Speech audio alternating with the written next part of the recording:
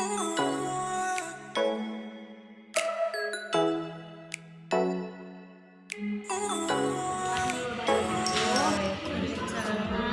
siang Ibu.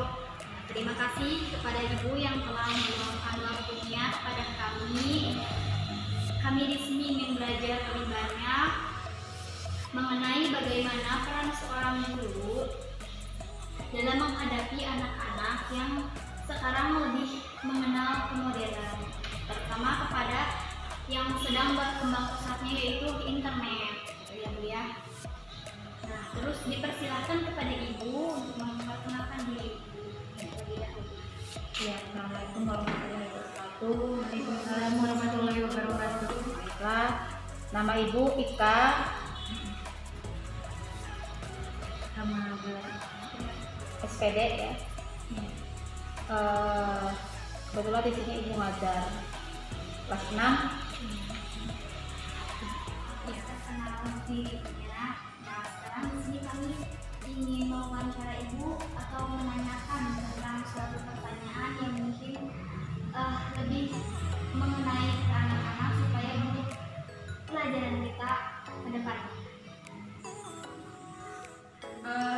Bagaimana sih Ibu kan sebagai guru sekaligus orang tua ya Bu,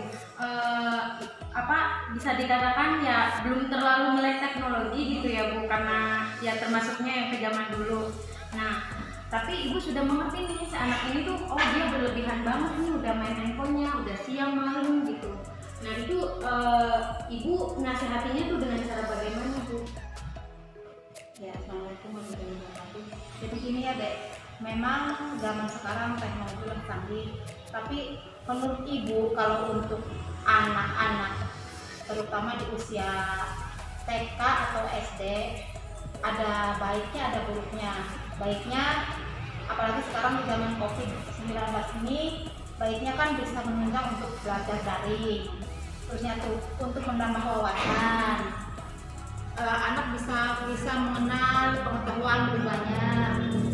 Tapi ada juga buruknya, kalau kurang pengawasan dari orang tua, anak kan bisa bilangnya belajar, bisa aja belajar main yang lain, misalkan main game atau lihat TikTok dan sebagainya.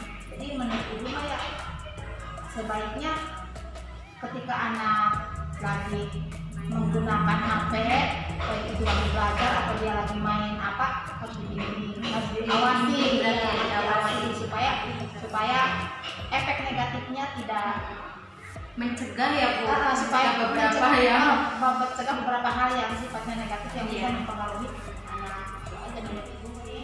Usia berapa sih idealnya untuk anak-anak mengenal internet tuh? Kalau idealnya sih ya menurut Ibu mah mungkin sekitar SMP lah, 13 menjelang SMP minimal 13 ke atas. Karena mungkin kalau anak 13 tahun ke atas dia sudah bisa memilih mana yang ibaratnya baik, mana yang tidak. Kalau anak di bawah umur segitu biasanya dia cenderung ke permainan kan, misalkan main game dan sebagainya, itu kan kurang baik juga untuk kesehatan matanya. Jadi ya idealnya yang sudah bisa membedakan mana yang baik, mana yang setidaknya anak menjelang SMK atau 13 tahun itu kan sudah mengerti. Jadi ya itu menurut Imam ya seperti itu, yang usia 13 minimal 13 atau 14 lah. Ibu di usia bawah dari segitu tuh tidak harus menggunakan internet kan, sedangkan sekarang di musim modern ini udah banyak sekali kayak ruang guru gitu. Jadi kan meskipun kita sekolah dasar kayak model privat gitu kan harus menggunakan, udah ada sarananya sebelum menggunakan internet. Nah itu menurut pandangan Ibu sendiri kayak aplikasi yang untuk belajar itu bagaimana? Ya memang sebaiknya ya teknologi itu dikenalkan sejak dini sebaiknya. Cuman kalau menurut Ibu nih ya, menurut Ibu pribadi, kalau anak yang masih di bawah umur perlu bimbingan khusus. Jadi perlu perhatian khusus untuk dikenalkan ke gawai atau apalah itu ya. ya masalahnya cenderung kalau anak yang usia dini ya kalau memang tidak dibimbing nanti kan kurang baik juga.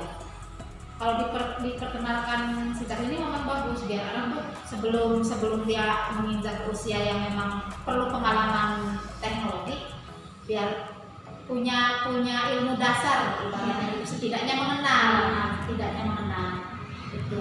Cuman kalau untuk permainannya sendiri ya untuk menggunakannya sendiri ya seperti yang Ibu bilang tadi minimalnya usia 13 tahun karena menurut fakta yang ada kadang-kadang anak-anak usia SD aja nih HP itu sering digunakannya untuk hal-hal sesuai dengan keinginannya. Kadang-kadang bilangnya untuk lagi belajar itu kalau kurang pemantauan dari orang tua ya gitu malah memainkan hal-hal yang dia suka, yang mereka suka gitu. Apalagi sekarang lagi booming kayak Free Fire, TikTok. Iya, apalagi sekarang kan COVID seperti ini, memang anak harus benar-benar bisa menguasai gawai itu, handphone atau laptop atau internet untuk menggali pengetahuan. Kalau di sini sih Bu, jalan alternatif lainnya tuh Bu, selain kita dari berbasis online. Nah, seperti kan kalau ada di kayak di wilayah lain kan berkelompok gitu ya Bu ya. Nanti kita dijelasin ini. Nah, kalau di sini ini sistemnya mengajarin ke siswa itu seperti apa? Kalau di sini dulu awal memang guru yang keliling kelompok, dulu. Tapi pas kesininya tuh pertemuan secara kelompok pun nggak boleh karena memang kondisi perkembangan COVID-nya tambah meningkat. Kemudian setelah itu diperbolehkan untuk belajar tatap muka dengan mengikuti protokol kesehatan itu juga sudah dilaksanakan. Tapi berhubung Cirebonnya masuk zona merah lagi, akhirnya sekarang tuh sama sekali tidak boleh tatap muka. Sekarang tuh pelaksanaannya secara daring. Tapi daring juga kadang mulus kadang tidak. Kendalanya ya tadi seperti yang Ibu bicarakan sebelumnya, kendalanya dari HP-nya ini. Tidak semua anak memiliki HP yang memenuhi syarat untuk belajar. Kadang-kadang kendalanya kalau dari orang tua kuota juga, ada HP-nya nggak ada kuota, kan seperti itu. Akhirnya kami mengambil jalan supaya belajar bisa terus terlaksana. Caranya diberi tugas dan dijembatani oleh pihak dinas, dikasih soal-soal, dikasih materi yang sifatnya sudah dirangkum. Jadi nanti anak tuh diberi tugas, ada yang berkelompok, ada yang individu, dijelaskan kesininya datang ke sekolahnya tidak sekaligus, ini dari kerumunan paling 2-3 anak nanti bergilir gitu, nanti hari ini gitu. Jadi supaya berjalan, jadi caranya itu yang punya HP terusnya kuotanya memenuhi syarat memang mereka lancar, tapi kalau yang tidak ya caranya seperti itu. Jadi dikasih tugas, kasih materi, kasih soal, dikerjakan di rumah, nanti kalau sudah selesai kembalikan lagi untuk dinilai sama guru. Tapi kalau misalkan ada yang tidak paham, bertanya lewat gawai. Kalau seandainya lewat gawai itu sulit, misalkan matematika, ya anak kita kesini. Tapi syaratnya ya jangan berkerumun, ikuti aturan protokol kesehatan itu. Caranya seperti itu. Karena di sini kan situasinya juga tidak sama dengan di kota. Ya, ibaratnya sarana prasarana di rumahnya kurang. Jadi gitu cara menyiasatinya. Kalau di sini sih Bu, jalan alternatif lainnya tuh Bu, selain kita dari berbasis online. Nah, seperti kan kalau ada di kayak di wilayah lain kan berkelompok gitu ya Bu ya. Nanti kita dijelasin ini. Nah, kalau di sini ini sistemnya mengajarin ke siswa itu seperti apa? Kalau di sini dulu awal memang guru yang keliling kelompok, dulu.